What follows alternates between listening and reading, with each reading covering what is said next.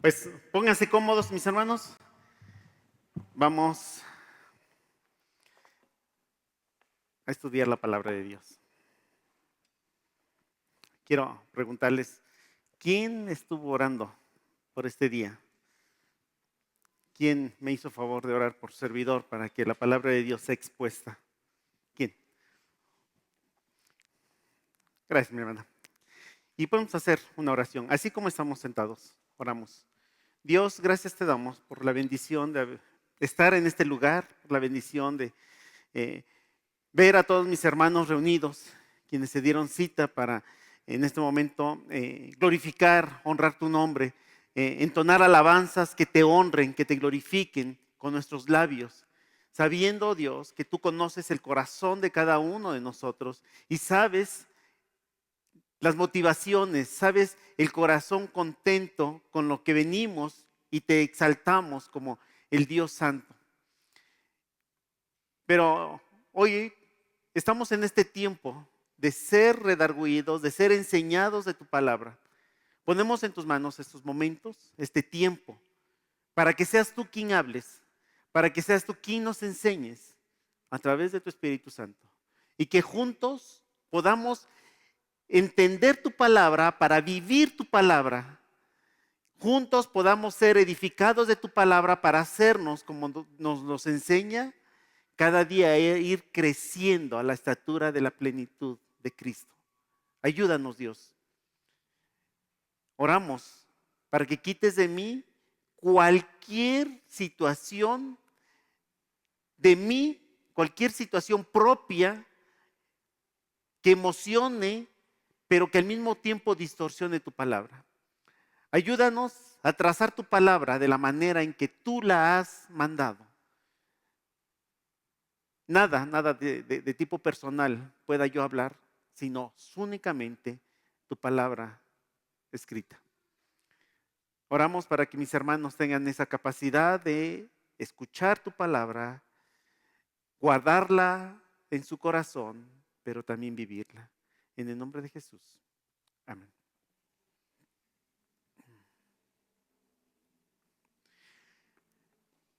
Ya el buen Yael nos hizo favor de leer la parte que vamos a estudiar.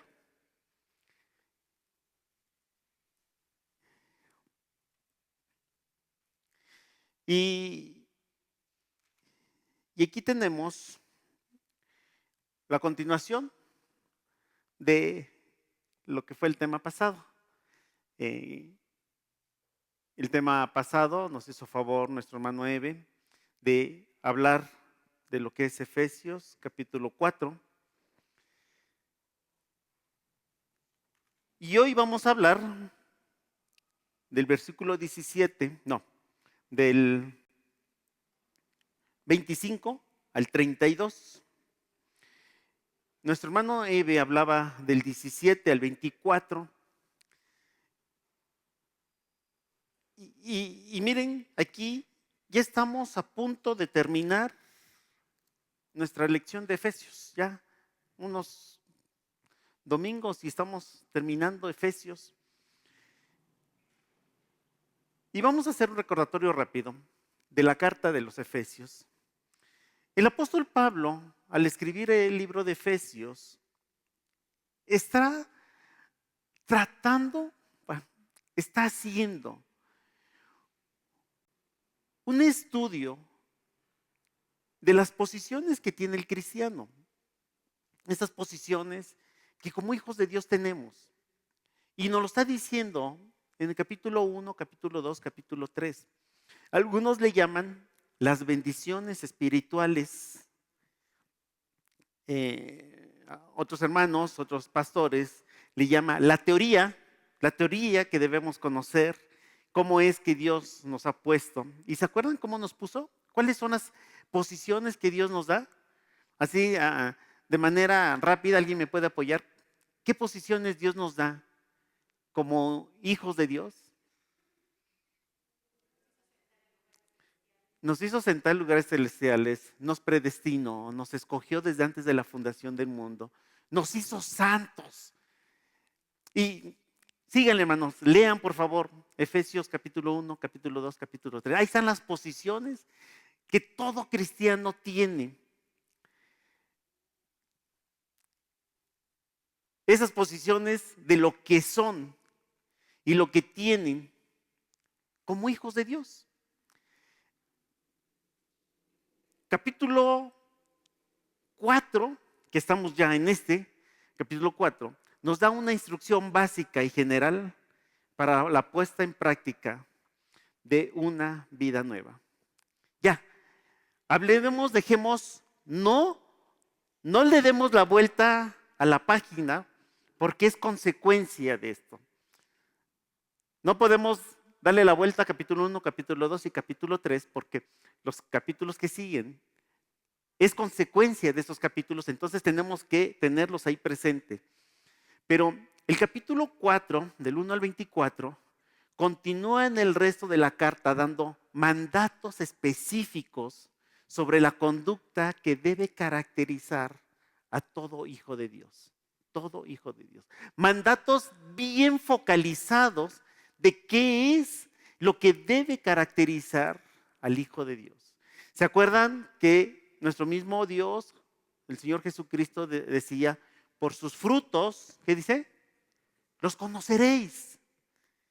Es decir, cuando vemos un árbol que da naranjas, ¿qué decimos? Pues es un naranjo. ¿Por qué? Porque está dando naranjas. Hay una frase que dice, si habla como pato, si camina como pato, si se viste como pato, ¿qué es? Es un pato. Si habla como cristiano, si vive como cristiano, si hace las cosas de un cristiano, ¿qué es? Es un cristiano. Es un hijo de Dios. Así. Hermanos, de acuerdo a Efesios capítulo 1, capítulo 2 y capítulo 3, no toda la creación son hijos de Dios. No toda la creación son cristianos. Lo bonito es que solo unos, y entre esos unos estamos nosotros, fuimos llamados a tener una posición en los lugares espirituales en Cristo. Nosotros, los que entendemos que la crucifixión de Cristo, el sacrificio de Cristo, nos redimió y nos hizo santos delante de Él. Nuestra lectura, nuestro estudio está basado en Efesios capítulo 4, del 25 a 31. Y este tiene que ver nada más con la vestimenta del nuevo hombre. Después de leer, estar estudiando, lo que pude deducir así, ¿de qué habla este texto? Y este texto lo conocemos perfectamente, más habrá hermanos que lo conozcan de memoria y lo repitan de memoria. Pero ¿de qué habla? Nada más ni nada menos. La vestimenta del nuevo hombre. ¿Pero por qué la vestimenta del nuevo hombre? ¿No todos somos hijos de Dios? No todos somos hijos de Dios. Cuando conocemos a Dios, nos ha llamado a un nuevo renacimiento. Y entonces tenemos la categoría de un nuevo hombre. Y un nuevo hombre debe identificarse con esa cualidad. Debe ponerse el traje de un hombre regenerado. La Biblia nos dice que estábamos muertos, ¿en dónde? En nuestros delitos y pecados. Muertos. Hermanos, qué rico huele un muerto, ¿verdad? ¿Sí? ¿Un muerto huele rico? ¿Cuál es la característica de un muerto, hermanos? Esta es la palabra, mi hermana Lilita. Esta es la palabra. Un muerto apesta. ¿Sí o no? Aunque se escuche fuerte. Pero un muerto no huele rico, un muerto apesta. Y cuando la Biblia nos dice que estábamos muertos en nuestros delitos y pecados, teníamos una naturaleza ¿qué? Apestosa, hermanos. Hay un canto que dice una llaga una llaga podrida era mi vida. ¿Se acuerdan? ¿Alguien la conoce? Una llaga podrida era mi vida y tirado entre la basura, tú me encontraste. Había un hermano que le dijo, esta llaga podrida quizá pueda estar más bonita porque el Señor me halló entre una llaga podrida con pus. O sea, no tan solo podrida, sino saliendo pus. Esa es la naturaleza del viejo hombre. Y aquí vamos a ver por qué. Porque el Señor nos llamó a una nueva naturaleza. Después de estar muertos en nuestros delitos y pecados, el Señor nos llevó a cualidades que hablamos, capítulo 1, capítulo 2 y capítulo 3. Nos hizo coherederos, nos santificó y nos hizo hijos del mismo Padre. Ya no estamos muertos, ya no apestamos. Ahora que nuestra apariencia es grata. Dice nuestro texto, Efesios 4, 25 al 32, por lo cual, desechando la mentira, hablad verdad cada uno con su prójimo, porque somos miembros los unos de los otros. Airaos, pero no pequéis, no se ponga el sol sobre vuestro enojo, ni deis lugar al diablo. El que hurtaba, no hurte más, sino trabaje haciendo con sus manos lo que es bueno, para que tenga que compartir con el que padece necesidad. Ninguna palabra corrompida salga de vuestra boca, sino la que sea buena para la necesaria edificación, a fin de dar gracias a los oyentes. Y no contristáis al Espíritu Santo, con el cual fuiste sellado para el día de la redención. Quítese de vosotros toda amargura, enojo, ira, gritería, maledicencia y toda malicia. Antes, sed benignos los unos con los otros, misericordiosos, perdonándonos los unos a los otros, como Dios también os perdonó a vosotros en Cristo. ¿Sí escucharon? El sermón está terminado. ¿Alguien tiene una duda? ¿Ya está? ¿Ya está? ¿Qué es esto, hermanos? Son imperativos. Son órdenes. Cuando hablamos desechando, ¿qué es esto? Es algo que quieras hacer si tienes voluntad. Es una orden. Desechando, ¿qué?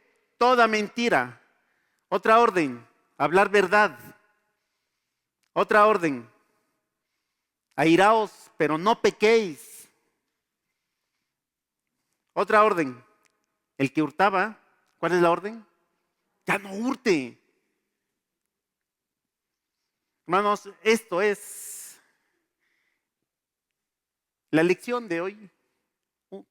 Ordenanzas que Dios a través del apóstol Pablo da porque tenemos una característica que somos hijos nacidos de nuevo con una vestimenta nueva como hijos de Dios.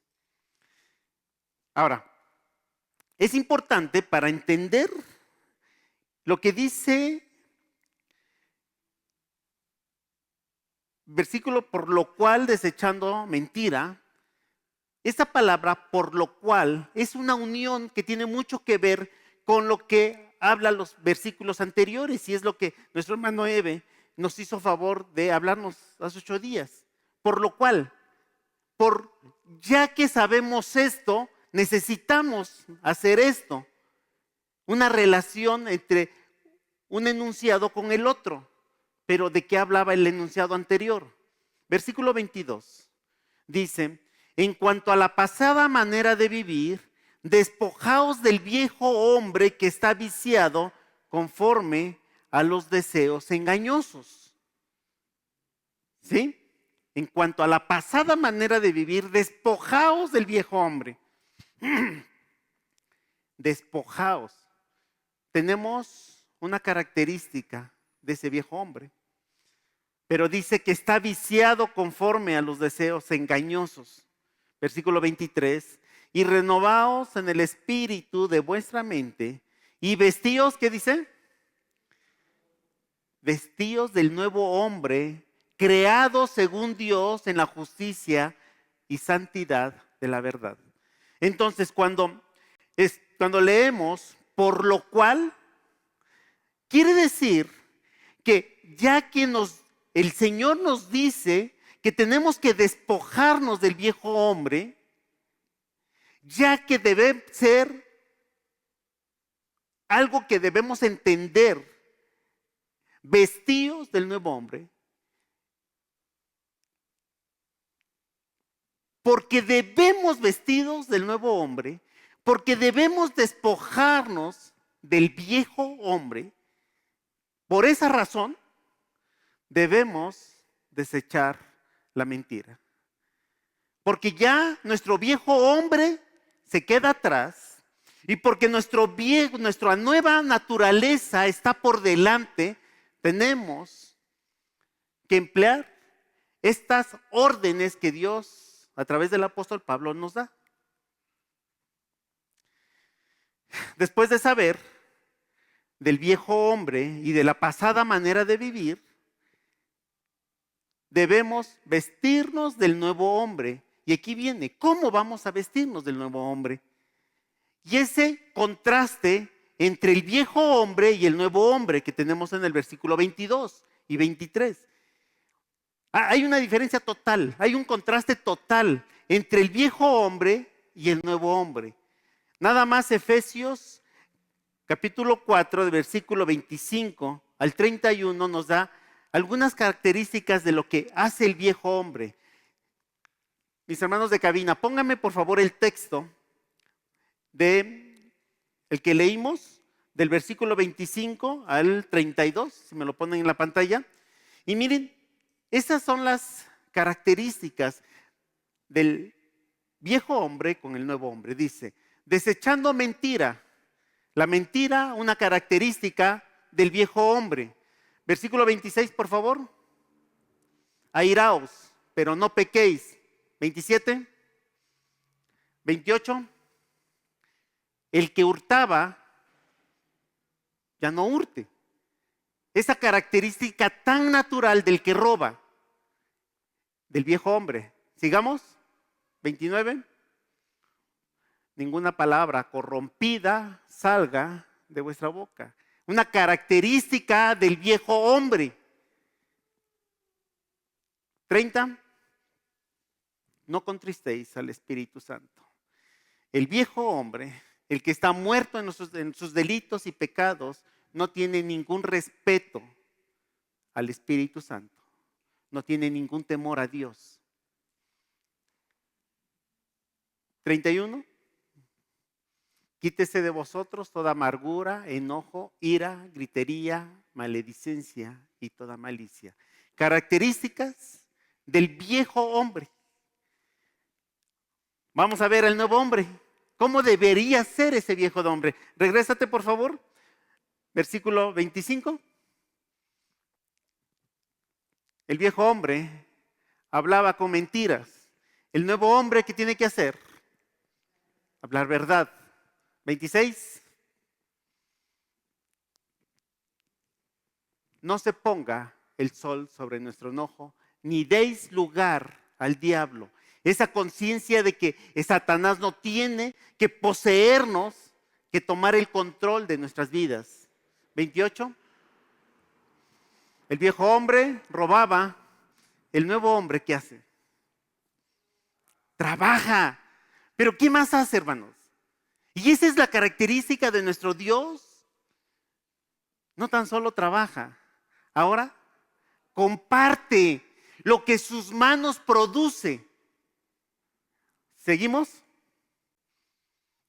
El viejo hombre habla con palabras corrompidas. ¿Qué hace el nuevo hombre? ¿Qué debería de ser el nuevo hombre? Habla palabras que sean buenas para la necesaria edificación, a fin de dar gracias a los oyentes. Y así es. Ese es el contraste. El viejo hombre, el nuevo hombre. Simplemente, hermanos, fuimos llamados para vivir en lugares celestiales en Cristo, hermanos. No es que tengamos ya unas alitas y estemos volando y estemos viviendo fuera de este mundo.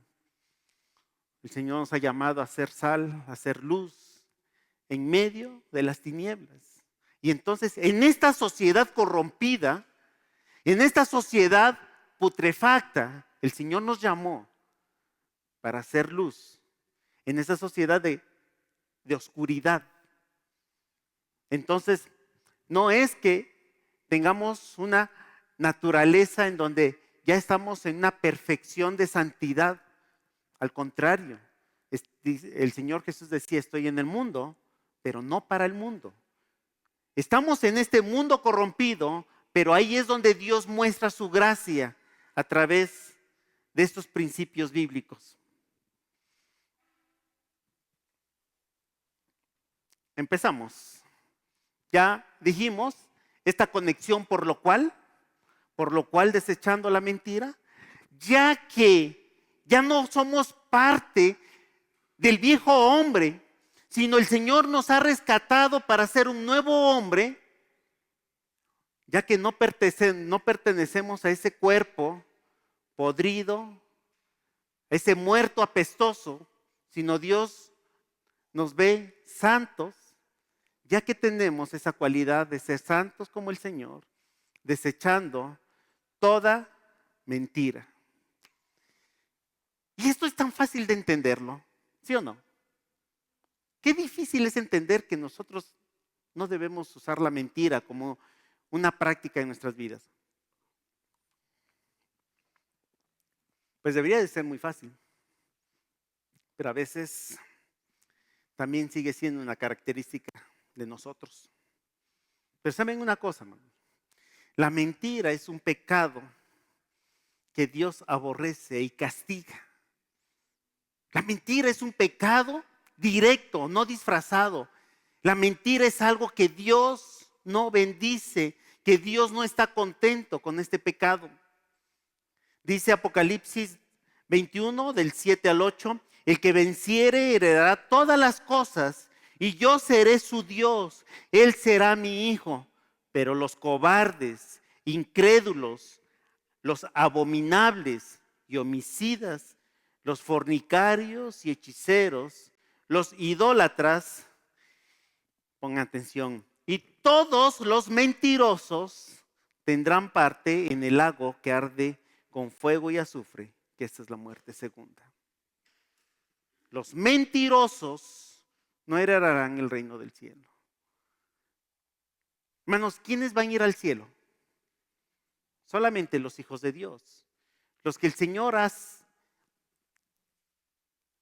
rescató de esa vana manera de vivir y hoy viven en lugares, en una posición como hijos de Dios.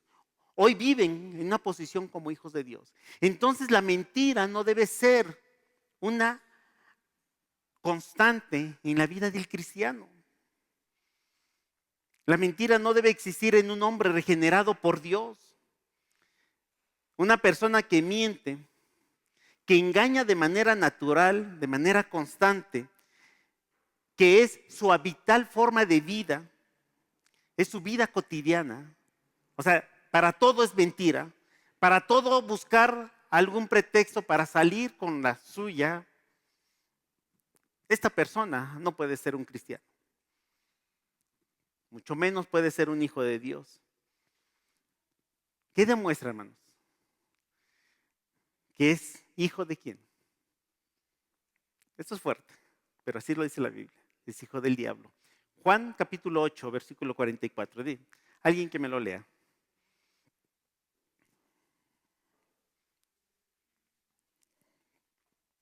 Juan 8, 44.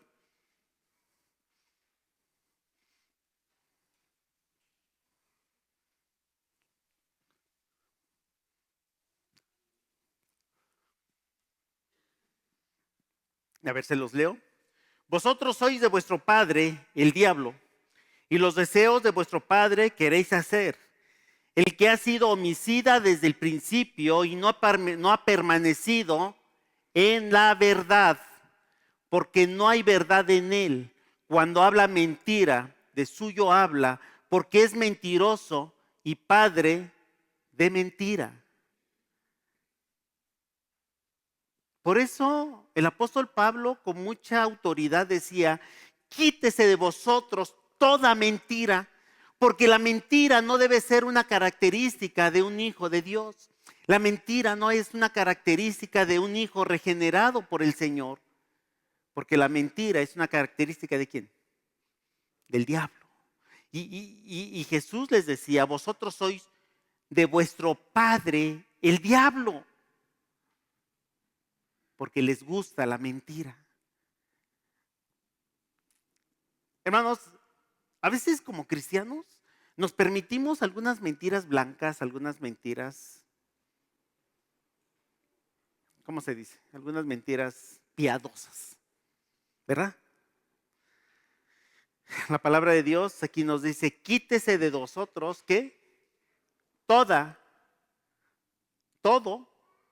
es una palabra absoluta, no es relativa. Todo es todo. Quítese de vosotros toda mentira.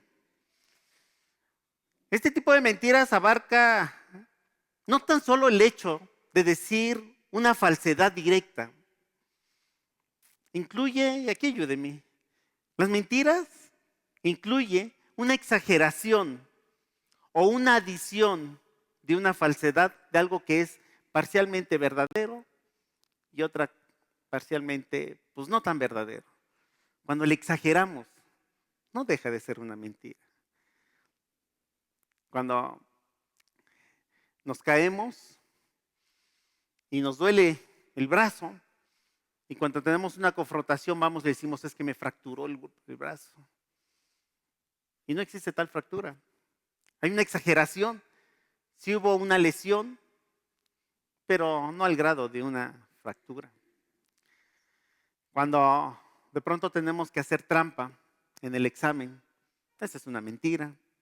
Cuando de pronto tenemos que buscar algún argumento para no ir a trabajar, esa es una mentira. Cuando tengamos que buscar algún pretexto para que nos suban nuestro puesto de trabajo, nuestro salario, esa es una mentira. Hermanos, Dios jamás puede bendecir una vida que utiliza la mentira. Jamás, hermanos. Jamás puede bendecir y no puede decir, Dios lo permite. Quítese de vosotros toda mentira. La mentira es una característica del diablo. El cristiano regenerado, el cristiano nacido de nuevo, no debe participar en ninguna clase de mentiras. Se debe caracterizar por estar siempre de manera constante desechando la mentira. La mentira es incompatible a la naturaleza de nuestro Dios. La mentira es incompatible. Quítese de vosotros toda mentira, desechando la mentira. ¿Qué dice? Hablad verdad cada uno con su prójimo. Hablad verdad. La vieja naturaleza nos hace mentir. Y hermanos, eso es real. Traemos el pecado ya en la sangre. La caída de Adán y Eva la venimos cargando de tal manera que es sorprendente porque vean a los niños. ¿Quién les enseñó a mentir? ¿Quién sabe? Pero por una naturaleza muy básica, cuando cometen algo y les dicen, ¿quién fue? Yo no. De entrada, yo no. Y más allá, yo no, fue él. Esa es la naturaleza, hermanos. Pero cuando Dios nos ha llamado a su reino, nos dice, quítese de vosotros toda mentira, hablad verdad cada uno con su prójimo. A diferencia de la mentira, la verdad es una característica de nuestro Dios. Dice la palabra de Dios, Dios es espíritu y verdad. Esa es la característica de nuestro Dios, la verdad que permanece en Él. Juan 14:6 dice, Cristo es el camino, la verdad y la vida. La característica de nuestro Dios es el camino, la verdad. Juan 14:14, el Espíritu Santo es espíritu de verdad. Y Juan 17:17 dice, la palabra de Dios es verdad. Lo que quiere decir que la verdad es la característica natural, la característica santa de nuestro Dios. Y entonces nosotros, ¿dónde nos identificamos? ¿Nos identificamos todavía con nuestra vieja naturaleza? ¿O nos identificamos con mucho orgullo con la naturaleza con la que Dios nos sacó? De ahí nos sacó, estando muertos en nuestros delitos y pecados, y hoy nos llama santos. Dios es santo. Y entonces una de las características de su santidad es la verdad que obra en él. Si nuestro Padre es verdad, sus hijos deben caracterizarse por la verdad con la que se conducen. Así, con la verdad, hermanos. Ya no le exageremos a la nota. Ya no hagamos trampa. Si de pronto todavía tenemos esas características. Hermanos, la invitación es que podamos entender que si todavía en nuestro ser utilizamos la mentira, probablemente seguimos viviendo en nuestros delitos y pecados, muertos espiritualmente. La vida cristiana no es fácil, pero tenemos a un Dios a través de su Espíritu Santo quien nos enseña, nos redarguye y nos muestra el camino. Yo soy el camino, la verdad y la vida. Desechando la mentira, hablad verdad, porque somos miembros los unos de los otros. Dense cuenta aquí que nuestro texto, la primera parte de nuestro texto, habla de tres posiciones que se van a repetir en los diferentes versículos. Una orden negativa. Quítese de vosotros toda mentira, ¿sí? Acompañado de una orden positiva. Hablar verdad. Tenemos la orden negativa, lo que no se tiene que hacer, lo que sí debemos hacer, hablar verdad. Y tercera, la justificación. ¿Por qué necesitamos hablar verdad? Porque somos miembros los unos de los otros. Hermanos, esto es muy bonito. A mí me hubiera gustado estudiar medicina porque cuando vemos el tema de la iglesia, cómo la iglesia crece, cómo se constituye la iglesia, quizá un estudio de medicina no nos ayuda a comprender cómo Dios en su misericordia y en su gracia nos pone en esa posición de un cuerpo.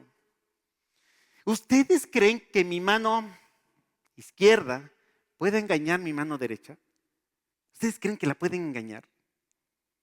Al contrario, cuando mi mano está sosteniendo algo pesado y de pronto no lo aguanta, ¿qué hace la otra? La ayuda de una manera muy natural. Cuando nos pegamos en el pie porque vamos caminando y nos pegamos, ¿qué hacemos? Los dos miembros inferiores tratan de ayudarse y después las manos tratan de sobarse, ¿sí o no? ¿Podemos engañar a nuestros mismos cuerpos? A ver, voy a engañar nuestro olfato para que cuando llegue al cerebro, el cerebro no capte lo que olí. ¿Puedo hacerlo? Quítese de vosotros toda mentira. Hablad verdad porque somos miembros los unos de los otros. Por esa simple razón, porque no nos podemos perjudicar entre nosotros mismos. Tenemos que aprender a hablar verdad porque nos necesitamos unos a otros. Para que un cuerpo funcione correctamente, debe haber una buena comunicación entre todos los miembros. Una comunicación abierta, transparente.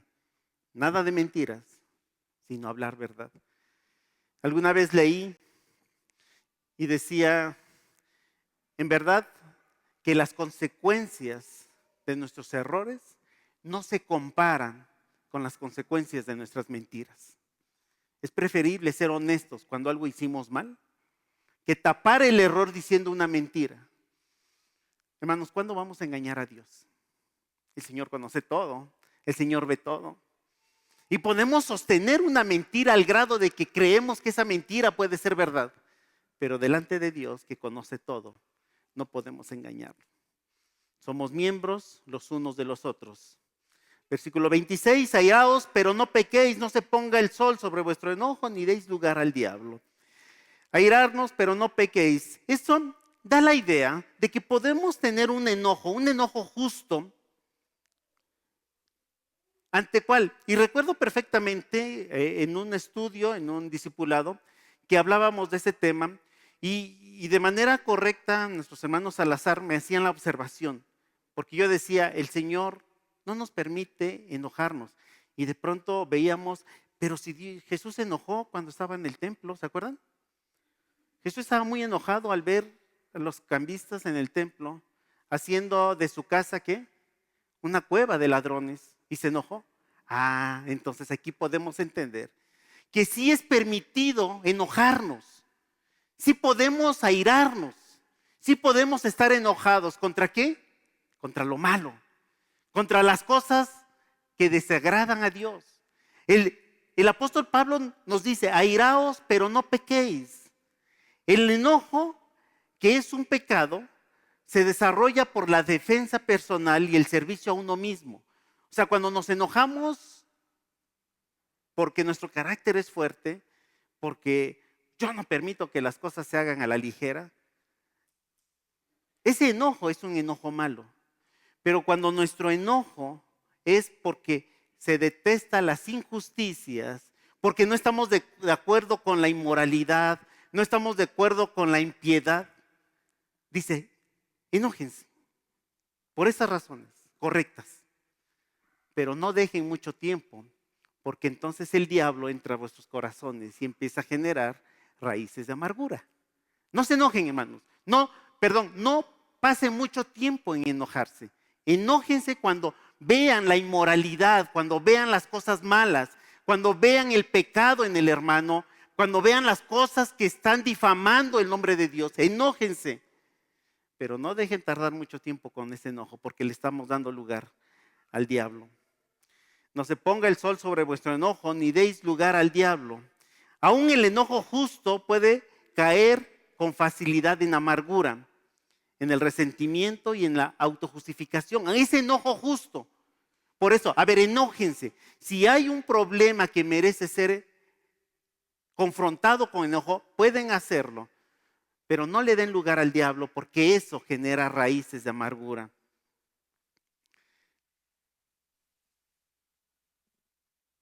Aunque vuestro enojo sea justificado, no se justifica que guardemos el rencor en nuestras vidas.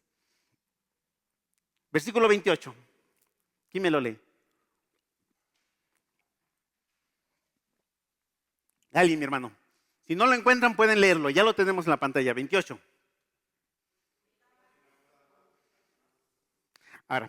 Ahora lo leemos todos juntos. Ahora todos. Porque si no lo entendí. Todos. A ver qué dicen.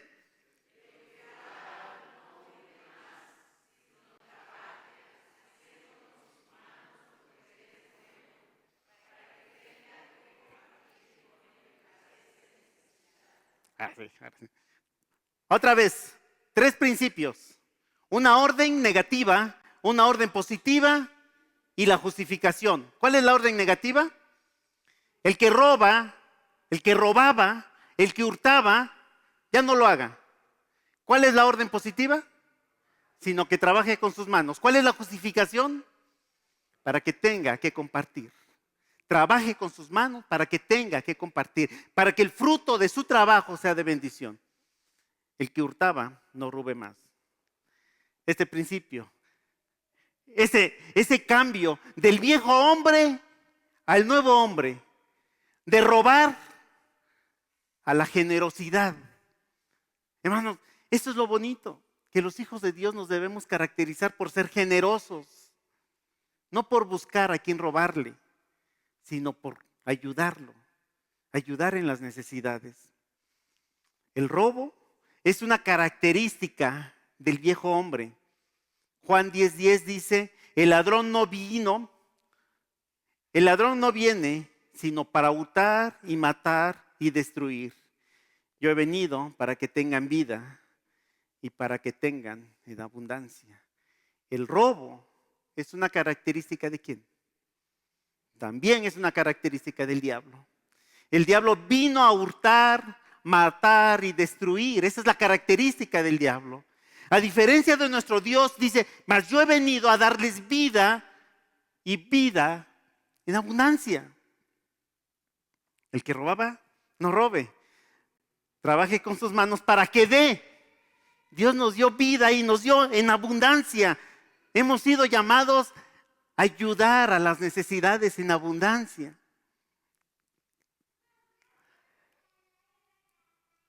Quien roba tiene una perfecta identificación con el diablo. Así, quien roba, quien busca la manera de robar para satisfacer no siempre sus necesidades, sino sus caprichos, existe una necesidad, es una relación directa con el diablo.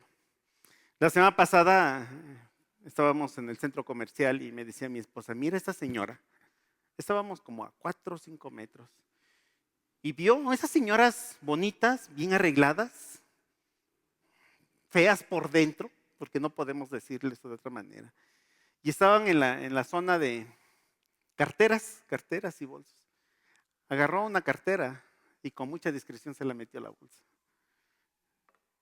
Y mi esposa y mis hijos lo vieron. Y vemos a la señora tan elegante, bien arreglada. Por eso nuestro Señor Jesucristo les dijo a los fariseos, ustedes son sepulcros blanqueados. Por fuera se ven muy bonitos, por dentro hay una putrefacción. El diablo se caracteriza siempre por robar.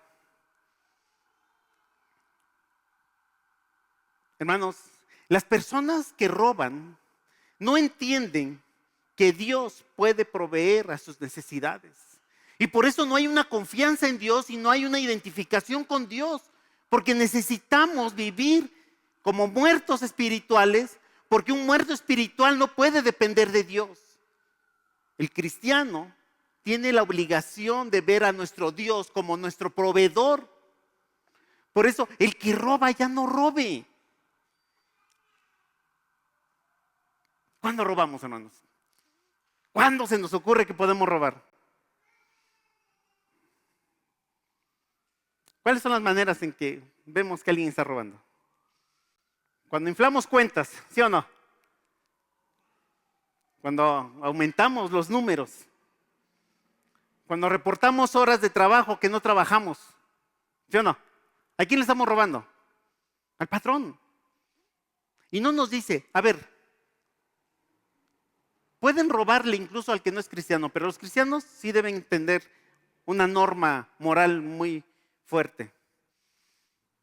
El que roba, ya no robe. Robamos cuando no pagamos correctamente nuestros impuestos. Cuando estamos evadiendo impuestos, le estamos robando al gobierno.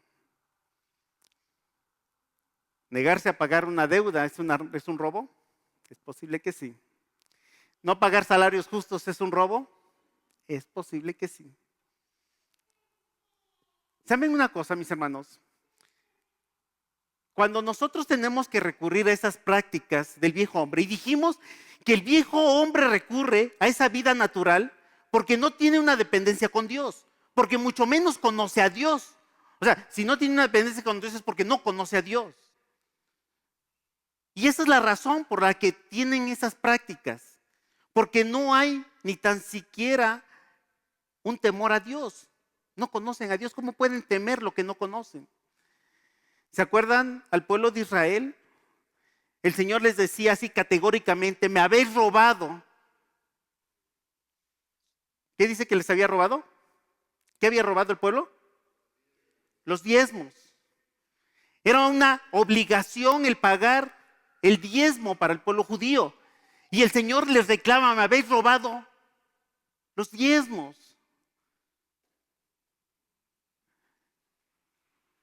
¿Qué dice mi hermano Eve después de eso? Haber robado mis diezmos. A ver, búsquelo. A ver. Eso es lo bonito de ayudarnos porque tenemos aquí un diccionario a la mano. Y este diccionario es un diccionario humano. Mi hermano Eve nos ayuda mucho en esto.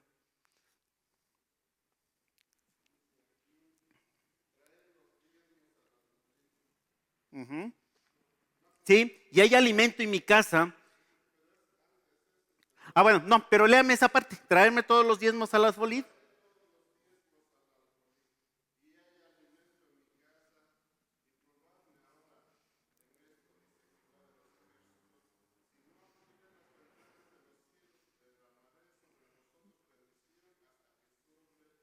Gracias, mi hermano. Les hace el reclamo, me habéis robado. La gente ya no quiere pagar el diezmo. Y les dice, traer los diezmos a las bolidas. Y probadme, véanme, pruébenme.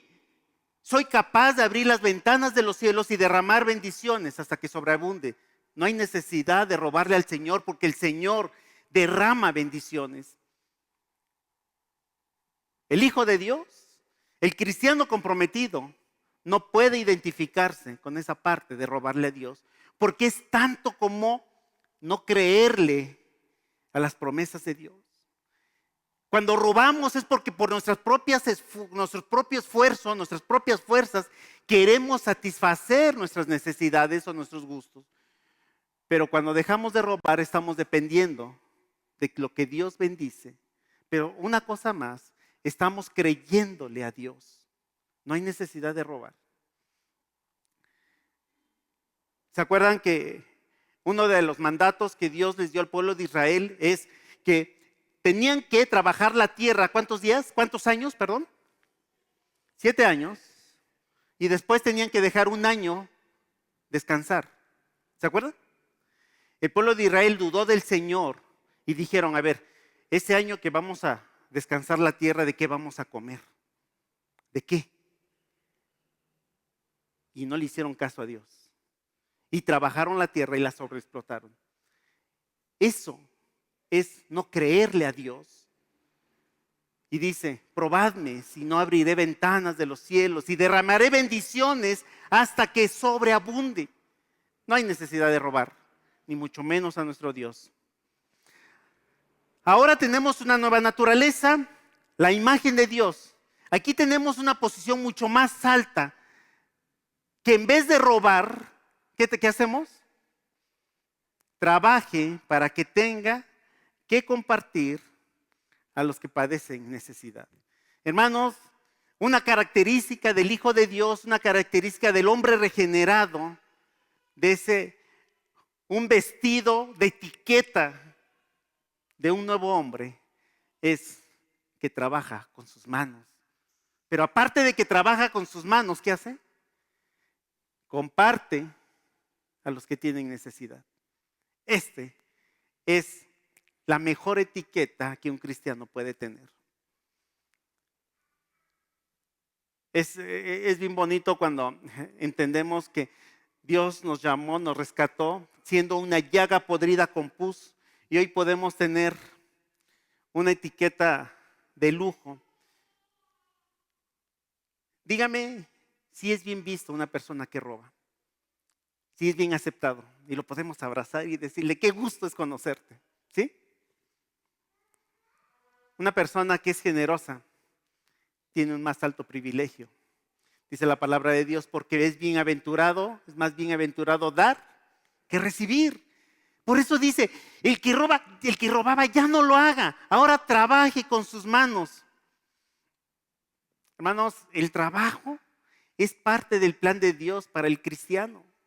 El trabajo es algo que Dios bendice para el Hijo de Dios, para ese nuevo hombre regenerado. Dice en 2 de Tesalonicenses 3, porque también cuando estábamos con vosotros, os ordenábamos esto: si alguno no quiere trabajar, tampoco que coma. Porque oímos que algunos de entre vosotros andan desordenadamente, no trabajando en nada, sino entremetiéndose en lo ajeno. Hermanos, el trabajo es una bendición de Dios. El ocio, ¿qué es? Es una maldición. Yo no quisiera saber cuántos estuvieron organizándose para ir a ver las marchas y hacerle la marcha al gobierno estatal y al gobierno federal. No quisiera saber, hermanos. Porque los únicos que pueden estar en su cabeza haciendo este tipo de cosas son los que están en ocio, los que están sin hacer nada. Porque fuimos llamados, cuando tenemos esa posibilidad, de ver los efectos de nuestra sociedad a través de la política, el cristiano fue llamado ¿para qué? Para orar por nuestras autoridades. Fue llamado ¿para qué? Para honrar a nuestras autoridades. Pero cuando andamos en ocio, cuando nuestra vida es ociosa, es tan fácil que entre el diablo en nuestras vidas y empecemos a hacer cosas porque estamos ociosos. El trabajo es una bendición que Dios da. Dice, porque también cuando estábamos con vosotros ordenábamos esto, si alguno no quiere trabajar, tampoco que no coma. Hermanos, aquí es bueno saber, ¿estoy todavía muerto en mis delitos y pecados o estoy vestido con este nuevo hombre? Cuando tenemos esa capacidad de estar pensando cómo voy a trabajar para ser de bendición a los hermanos, a los necesitados. Haciendo con sus manos lo que es bueno, porque también nuestras manos pueden hacer cosas malas.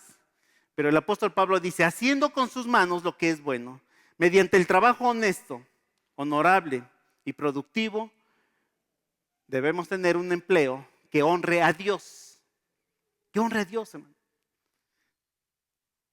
Tristemente, podemos no estar de acuerdo con esto, pero esto es lo que nos dice la palabra de Dios.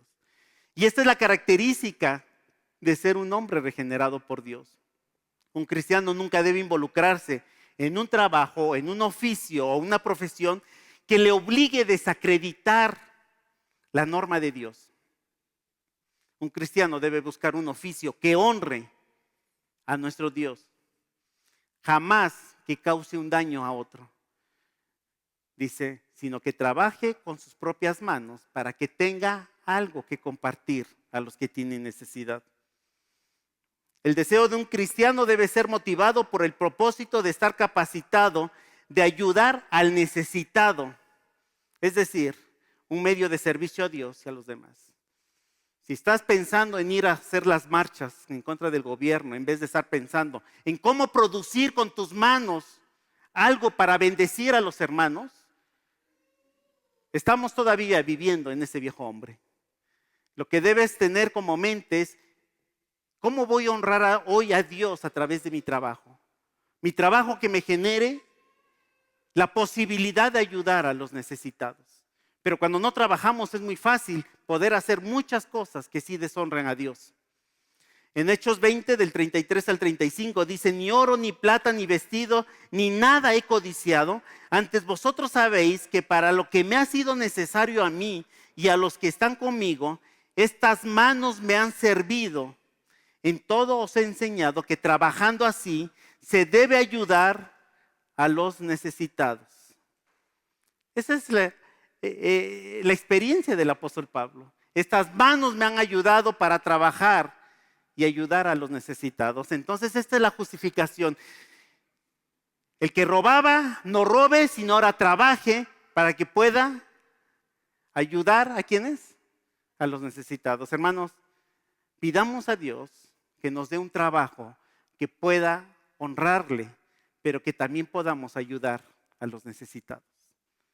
Y aquí dice a los necesitados, no dice nada más al que está más cerca de mí, a los que se puedan. ¿Se acuerdan, hermanos? A nuestro Señor Jesucristo estaba predicando y de pronto había como 5,000 gentes que estaban con él. Bueno, una de las características es que la gente lo seguía, ¿por qué? Por el alimento. Pero había una necesidad genuina. La gente lo seguía porque tenía hambre. Y en un momento había esa gente y Jesús se dio cuenta que tenían hambre. Me imagino que estaban ya tirados, ya no podían caminar porque Jesús se dio cuenta de su hambruna. ¿Y qué hizo, hermanos? Les dio de comer. Para mí, hermanos, esa es mi explicación. Cuando hablamos del milagro de los peces y de los panes, a mí no me dice que Dios tiene mucho poder para hacer milagros, porque eso lo sabemos. Esa es una cualidad de Dios, el hacer milagros. Pero esa historia a mí me dice, más que ver el milagro de Dios, me enseña a ver a un Dios compasivo, un Dios que está viendo la necesidad de la gente. ¿Y qué dijo? Denles de comer. Y Dios alimentó a esas 5,000 personas porque había una necesidad. Eso me enseña la historia de los 5 panes y 2 peces. Si Jesús lo hizo, ¿nosotros podemos hacerlo? En la medida de nuestras posibilidades, sí podemos hacer. Atender a las necesidades de la gente. Dios lo hizo. Vamos. Tercera posición. Ya dijimos, ¿se acuerdan la primera? ¿Se acuerdan? Desechando mentira, ya hablamos de la mentira. Ya hablamos de no robar. Tercero, ninguna palabra corrompida salga de vuestra boca, sino la que sea buena para la necesaria edificación. Y yo creo que yo voy a terminar solo con esto, ya se nos acabó el tiempo. Ninguna palabra corrompida. Aquí, este texto, otra vez el contraste, ¿se acuerdan los contrastes? De estar muertos a tener vida, una vida nueva. De palabras corrompidas a palabras, ¿qué? Edificantes. La naturaleza del que está muerto en nuestros delitos, del que está sin Dios, sin esperanza, es una persona que está podrida. ¿Por qué lo digo? Corrompida viene de esta palabra. Algo que está putrefacto, algo que está contaminado. Algo corrompido se emplea más o menos para los vegetales o los alimentos descompuestos, los alimentos que no sirven. Esa es la expresión. Está corrompido, está podrido. ¿Qué creen, hermanos? Dice la palabra de Dios que de la abundancia del corazón, ¿qué? Habla la boca. De lo que tenemos en nuestro corazón es lo que sale de nuestra boca. Ninguna palabra corrompida salga de vuestra boca. Pero ¿cómo vamos a lograr que no salga palabras corrompidas de nuestra boca si en nuestro corazón tenemos toda la corrupción? Una boca sucia es el resultado ¿de qué? De un corazón sucio. Una boca que está hablando maldiciones, una boca que está hablando puras cosas malas, es el resultado de lo que hay adentro. Una persona que se expresa con malas palabras es porque su corazón está lleno de malas cosas. Nuestro hermano Eve nos decía, hace 8 días nos platicaba, que antes, ¿qué hacía? Y nos los platicó aquí. Por eso no es un secreto, porque él nos los dijo. Era muy alburero, ¿sí o no? Hermano, ¿cómo cae una persona alburera? ¿Cómo lo percibe? Hermanos, en verdad, solamente los que están cerca y los que están en la misma condición lo disfrutan, ¿sí o no? Pero una persona santa no puede contaminarse con esos albures. Una persona regenerada por Dios no puede complacerse de esa manera. Tuvimos la oportunidad de llevar a mi hija a fútbol. Quiero que sepan que mi hija es una excelente futbolista. Y jugaba aquí en San Lorenzo. Hermanos, niñitos chiquitos, unos excelentes jugadores. Pero hablaban, hermanos. Y yo decía, ay Dios, o sea, no nos espantamos, pero no es grato escuchar. A veces los adultos tienen conocimiento de lo que están diciendo. Y no podemos esperar que un niño hable igual porque no sabe ni lo que está diciendo. Pero con una facilidad que hablan groserías, palabras deshonestas. En vez de decirle, Juanito, se refieren a un animal. ¡Ey! Y hacen la referencia de un animal. ¿Por qué? Simple y sencillamente, porque no conocen el temor de Dios, porque están muertos en sus delitos y pecados. Pero el cristiano, el regenerado, ninguna palabra corrompida salga de vuestra boca.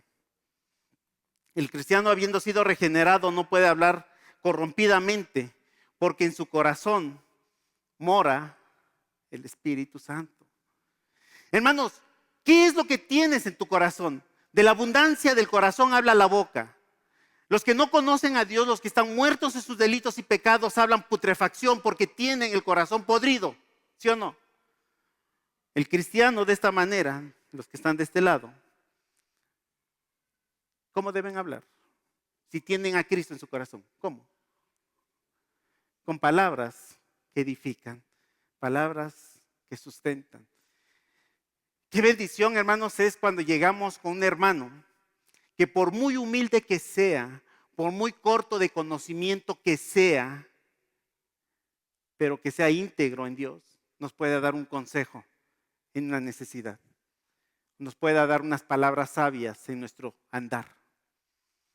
Y no importa que no haya cruzado una universidad. La palabra de Dios nos hace sabios. El lenguaje sucio nunca deberá proceder de la boca de un cristiano, porque es algo totalmente ajeno al carácter de Cristo. Un lenguaje obsceno va en contra del mismo carácter de Cristo. En Colosenses 3:8 dice, pero ahora dejad también vosotros todas estas cosas. Y miren, hermano, las reglas del cristiano no se autentifican porque lo repite varias veces. Más bien encuentran sustento porque diferentes autores en diferentes circunstancias lo sustentan. Y aquí Efesios nos dice, quítese de vosotros esas malas palabras. Y en Colosenses dice, ahora dejad también de vosotros todas estas cosas. Ira, enojo, malicia, blasfemia, palabras deshonestas de vuestra boca. Quítese de vosotros palabras deshonestas, palabras que no honren a Dios. Por lo demás, hermanos, todo lo que es verdadero, todo lo que es honesto, todo lo justo, todo lo puro, todo lo amable, todo lo que es de buen nombre, si hay virtud alguna, si algo digno de alabanza, en eso pensad. Ninguna palabra corrompida salga de vuestra boca, sino la que sea buena para la necesaria edificación, a fin de dar gracias a los oyentes. Las palabras de un cristiano deben ser buenas para la necesaria edificación. Nuestra manera de hablar debería edificar, siendo de ayuda constructiva. Nuestra manera de hablar debe edificar siendo alentadora. Nuestra manera de hablar debe ser instructiva, confortadora, aunque también correctiva. Pero eso sí ayuda, eso es edificación. Nuestra manera de hablar nos debe caracterizar como hijos de Dios, ¿sí o no? ¿Se acuerdan Pedro, hermanos? ¿Se acuerdan Pedro? Y con eso termino. Pedro estaba ahí escondiéndose detrás de la columna, viendo cómo estaba juzgado nuestro Señor Jesucristo, nuestro Jesús, y estaba, dice, que le seguía de lejitos. Y alguien lo vio y le dijo, este es de ellos.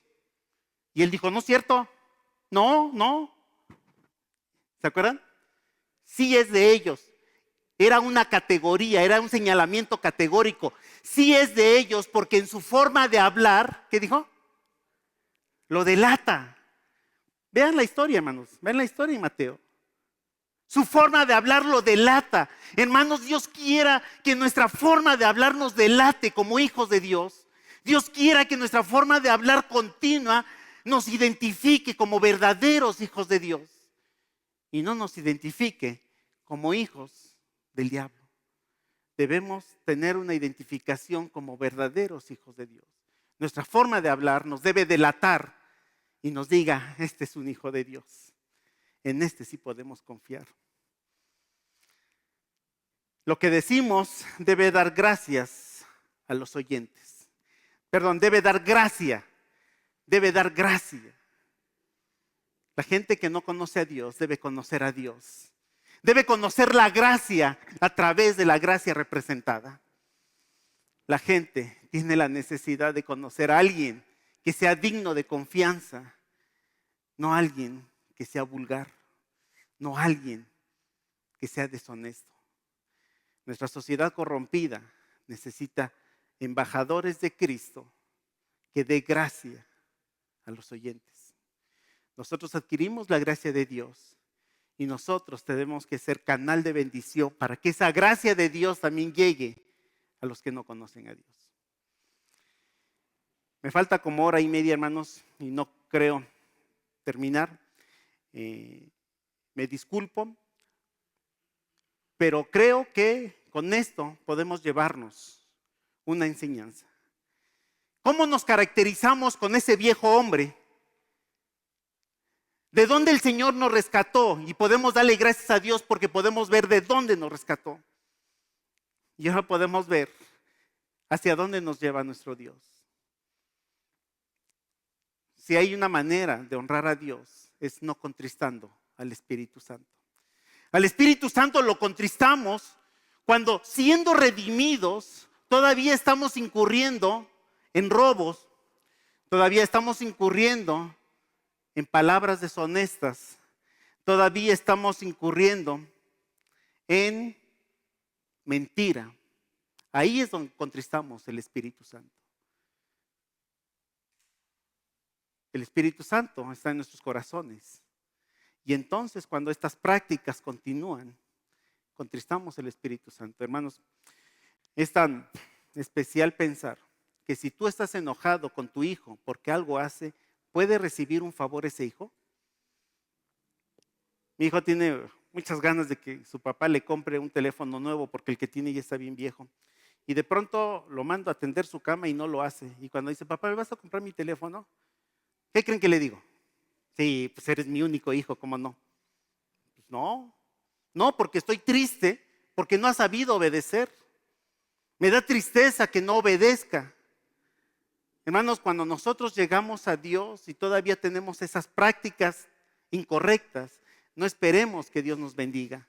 El Espíritu Santo está contristado, está triste, porque no hemos entendido que fuimos llamados para hacer alabanza de su gloria. A eso fuimos llamados. El propósito de esta lección es que entendamos que como un nuevo hombre, evitemos toda mentira, evitemos robar y evitemos hablar malas palabras. Y que si vamos a honrar al Señor y nuestro propósito será alabanza de la gloria de Dios, tenemos que trabajar con nuestras manos para ser de bendición, tenemos que hablar verdad y tenemos que ya no robar, no usar palabras corrompidas y hablar verdad. Esa es la intención. Esta es la característica de un nuevo hombre. Pongámonos de pie. Gracias Dios por esta tarde. Gracias por la bendición que nos das de poder escuchar tu palabra. Te la ponemos para que seas tú quien la termines. Seas tú quien nos redargullas y que podamos vivir de acuerdo a tu enseñanza. En el nombre de Jesús. Amén.